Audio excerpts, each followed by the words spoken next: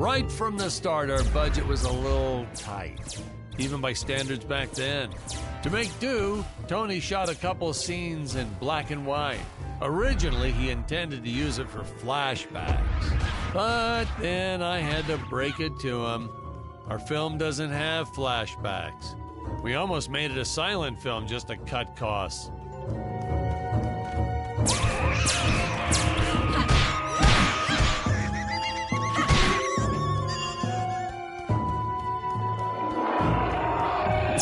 I felt it was an absolute necessity we have a T-Rex in this film, but we got this Serato thing instead. Of course, I went through the whole production thinking it was a T-Rex because, really, who can tell the difference anyway?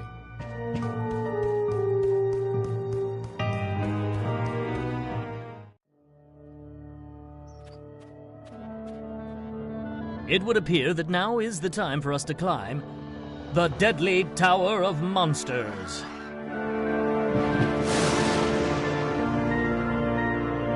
Good screenwriting 101. Always announce the title within the film itself. How else are you going to let the audience know your heroes really mean business? Now, that weapon, it's just an electric shaver, but you know, I bet you'd never guess it was, would you? They look so futuristic.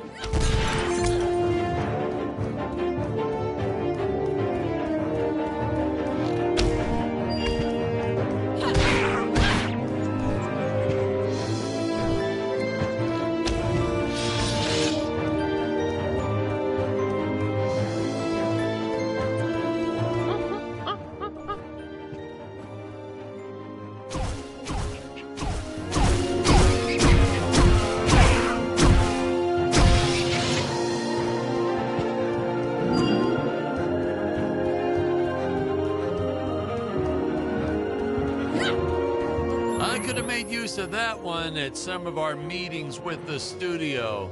Oh, you'd like to see records of where our budget went to this month? Sure, let me get that for you right now. Boom, boom.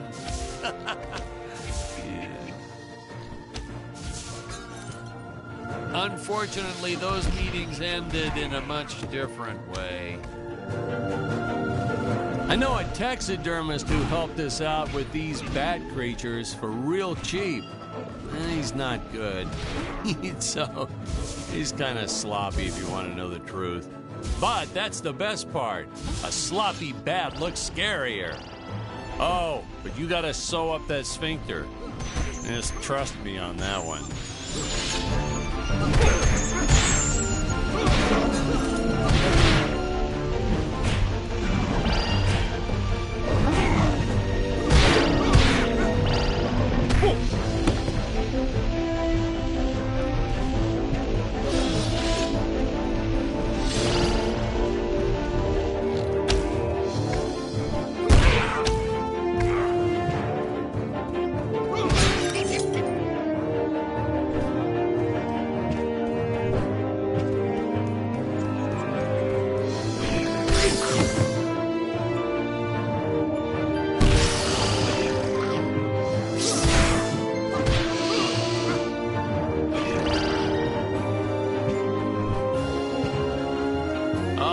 Squids.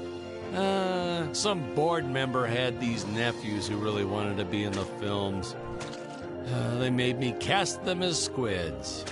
Whatever happened to artistic integrity? If you're going to cast a role not on merit, at least let it be a hot female role. My effects team kept assuring me the strings wouldn't be visible in the final cut, but I could see them. No transparent nylon. This stuff will do the trick. Yeah, right. I swear those darn strings is what made my hair go white.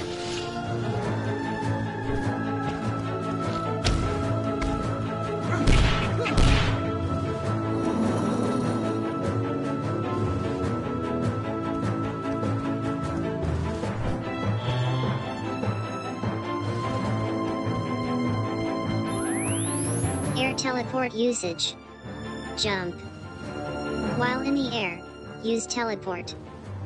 Quickly return to upper floor.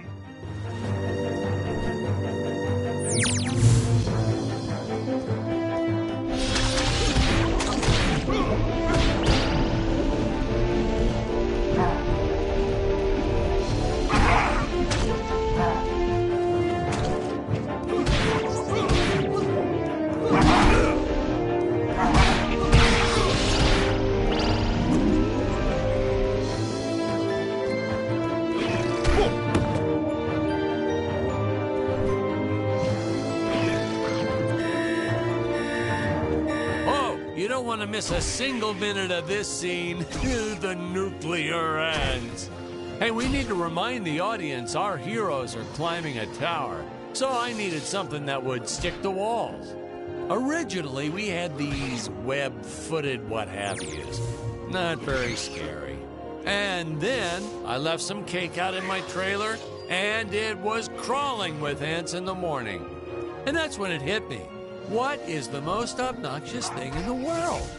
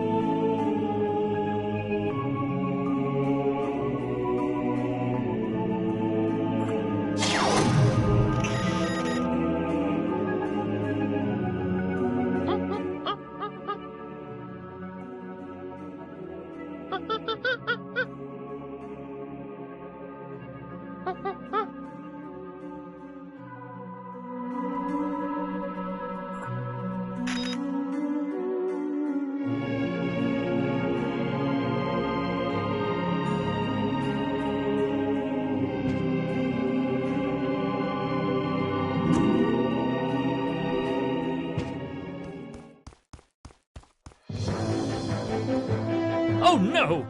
This head belonged to my co-pilot robot. He was the most loyal companion in the galaxy. You dick. Malfunction. Dick. Malfunction. These Gravorians will pay dearly for this, my friend. Now, what's a space adventure film without a trusty robot sidekick, huh? Am I right? In the original draft, we had Dick and Scarlet team up with an alien from the planet's surface. You know the type, pointy ears, wise and emotionless. But then we came to our senses and realized that a giant tin can robot's way cooler.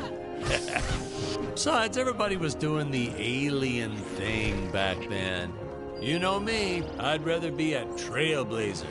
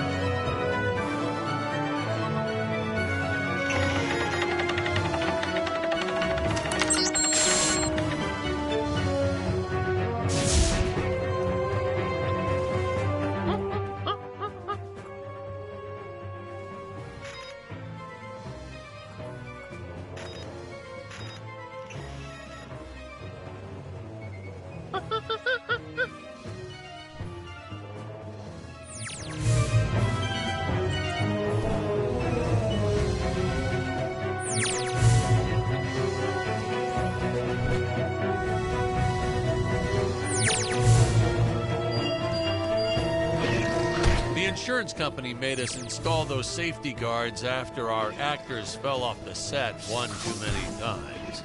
Granted, they kept falling off even with the rails, but thanks to how the contract was laid out, we were no longer liable for their injuries.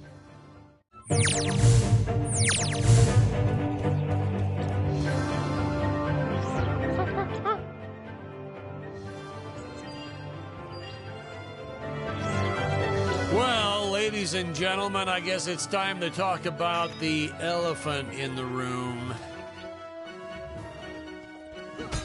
Why on earth does this crazy film have title cards on screen when people are talking? You're thinking that, aren't you? I know you are. I would be too. Well, we had thought about making it a silent film at one point, so we shot a lot of scenes up close like this, with the dialogue written out for the audience to read. Well, when we swapped over to making a talkie, well, we just decided to keep on going rather than reshooting all those scenes.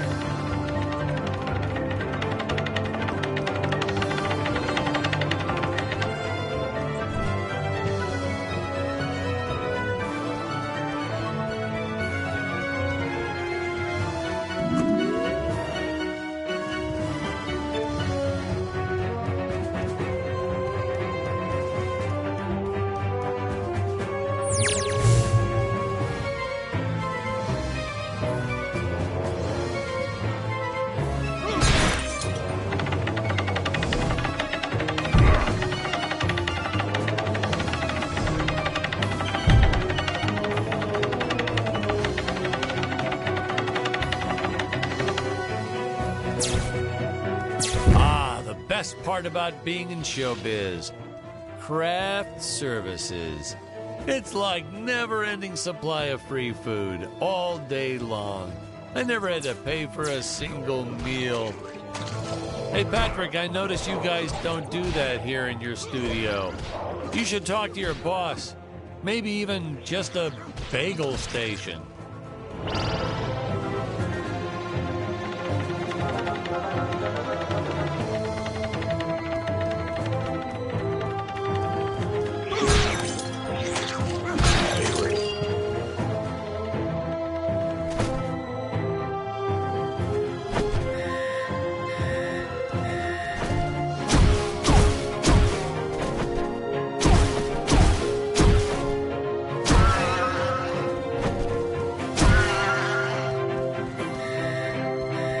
Nitpicking science community also complained about these Terra whatevers breathing fire, like there's fossil evidence of dinosaurs not ever shooting fireballs.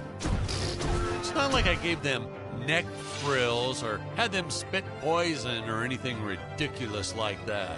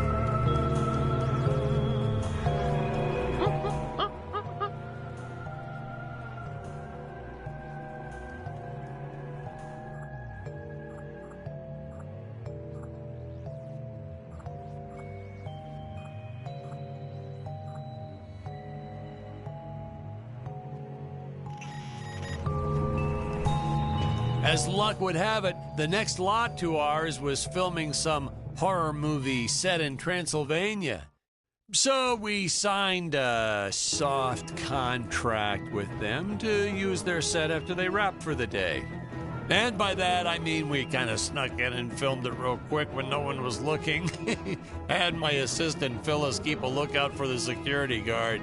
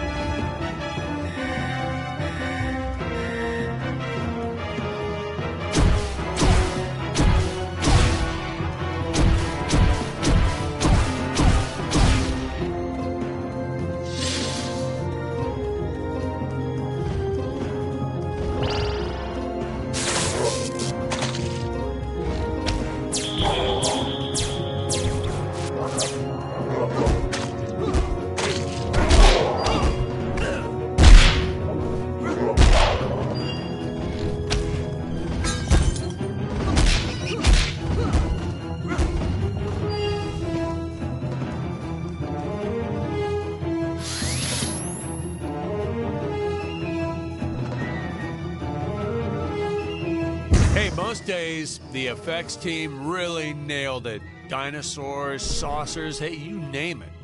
But these, deflating rock, boulder, cubes, not their best work.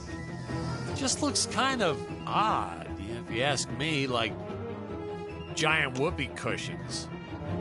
And they said they could add some debris and explosions or two afterwards.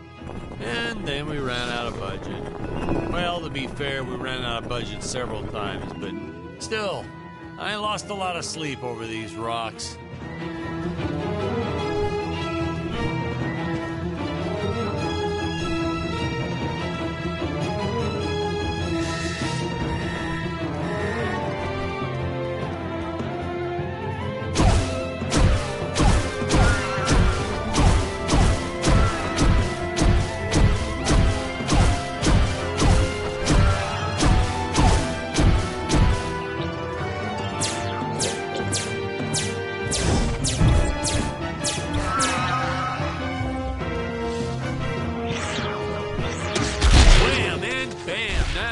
Some real action.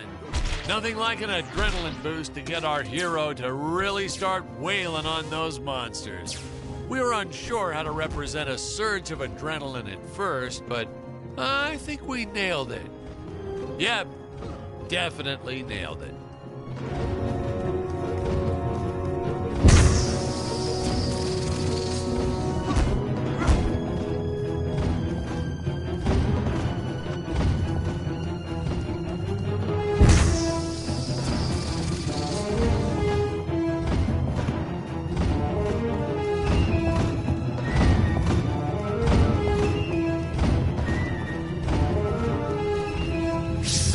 Tried this one with regular logs. Well, that was disastrous.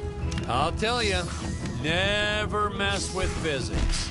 It was kind of, well, to be frank, it started out nice, but then, well, it was a death trap. Just plain and simple, it was a death trap. Poor kid holding the boom almost broke his leg. Guess he played basketball in college or something, because he leaped right at the last second. Whew! Crisis averted. My props guy wanted to swap them with some spongy material for safety, but I had a better idea. Let's set the logs on fire. Then the crew will be sure to be safe dealing with them.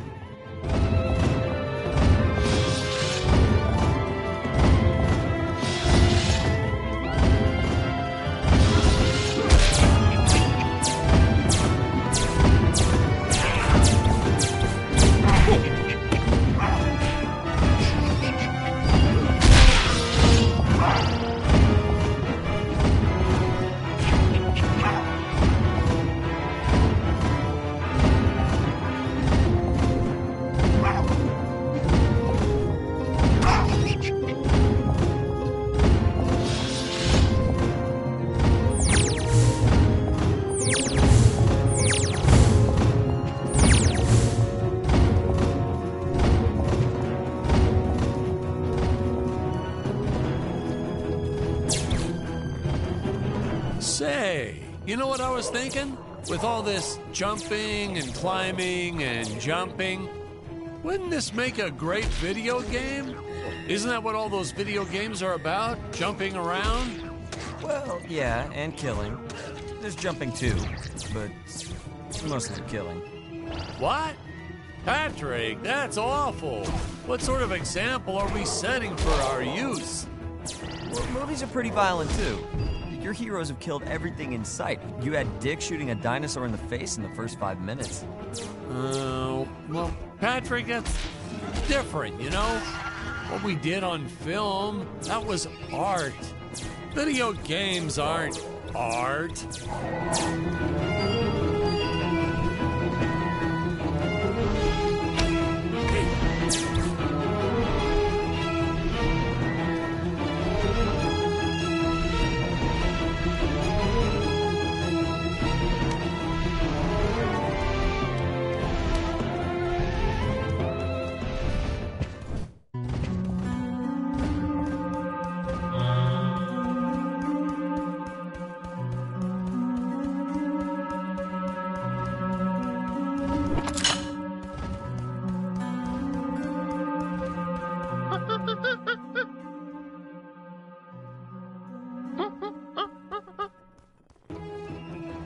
Funny story about the two caged apes in this scene. I had completely forgotten about them when we wrapped up filming on the set. Then we spent the next day doing a location shoot. So, suffice it to say, our return to the studio was met with a couple of grumbling tummies complaining about Hey, now what's going on? This isn't the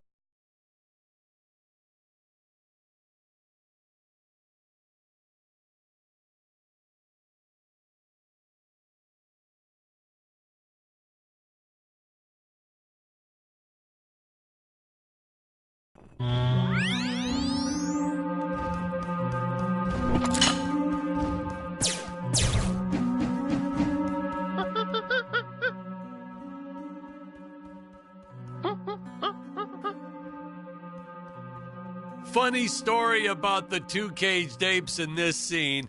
I had completely forgotten about them when we wrapped up filming on the set. Then we spent the next day doing a location shoot. So, suffice it to say, our return to the studio was met with a couple of grumbling tummies complaining about unsafe work conditions, human rights, yada, yada, yada.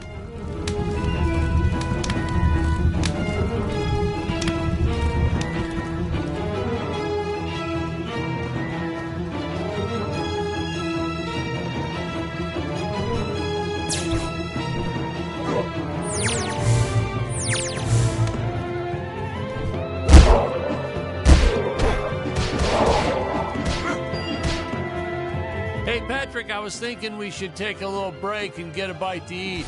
You like Chinese? I know a great takeout. Well, we're not scheduled for a break for another few hours. Nonsense. Hey, you have to try the shrimp. It's the absolute best. But, oh, hey, I feel like I should warn you. It gives me horrible gas. But that's okay. We're friends, right? Really, sir. Studio time costs a fortune. Let's just stay on schedule. Good thinking. We can grab a real dinner together and go out for a night on the town, yeah. Two young bachelors on the prowl. Say, where do you youngsters go these days?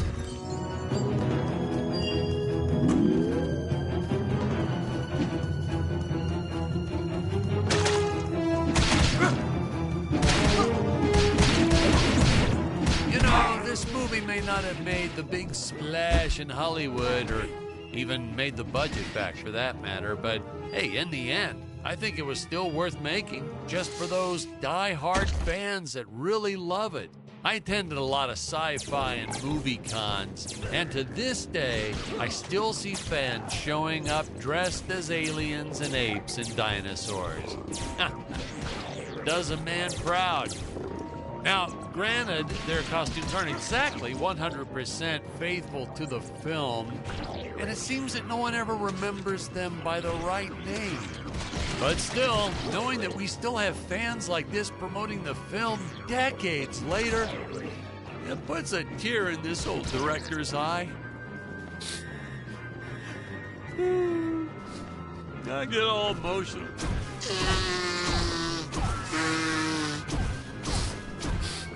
Okay.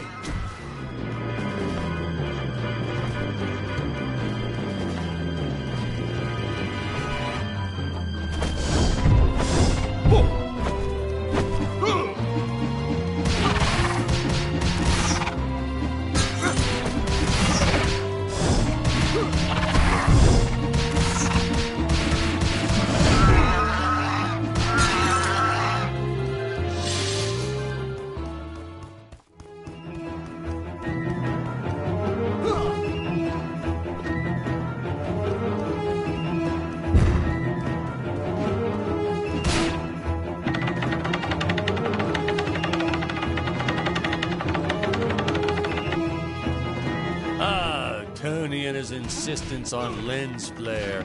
I tell you, some days it felt like he was trying to be the director. Honestly, you could see dust on the lens, so I'd just go and wipe it off myself.